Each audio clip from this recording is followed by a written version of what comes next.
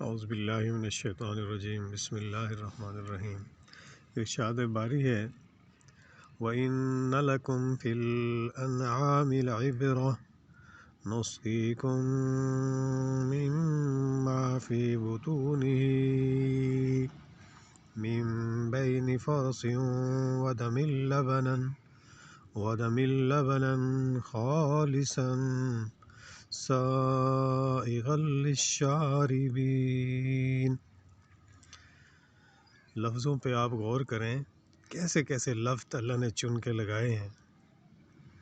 اگر آپ دھیان دیں، دل سے ساری چیزوں کو چھوڑ کے اس کے اوپر دھیان دیں تو سینہ چیرتا ہے ایک ایک لفظ۔ وَإِنَّ لَكُمْ فِي الْأَنْعَامِ لَعِبْرَةً نُسْقِيكُم مِّمَّا فِي بُطُونِهِ مِن بَيْنِ فَرْثٍ وَدَمٍ لَبَنًا، کیا بات ہے، خالصاً سائغا للشاربین۔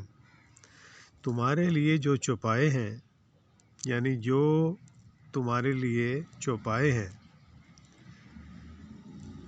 اس میں بڑی عبرت ہے کہ ہم تمہیں ان کے پیٹ میں جو کچھ ہے اسی میں سے گوبر اور لہو، سبحان اللہ سبحان اللہ، لہو اور گوبر ایک برتن میں آپ اکٹھا کر دیں، کبھی دنیا گزر گئی 10,000 سال، 10,000 کروڑ سال،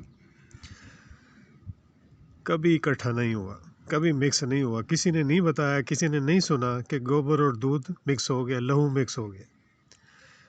گوبر اور لہو کے درمیان سے خالص دودھ پلاتے ہیں، سبحان اللہ۔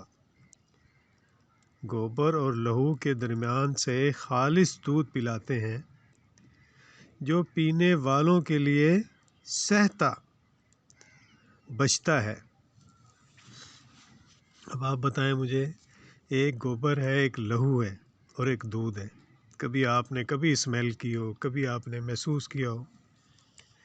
انعام کہتے ہیں چوپائے کو، جیسے اونٹ، گائے، بکری اور بھیڑ، دمبا مراد۔ تفصیل ایسے ہے، یہ چوپائے جو کچھ کھاتے ہیں معدے میں جاتا ہے، اسی خوراک سے دودھ، خون، گوبر اور پیشاب بنتا ہے۔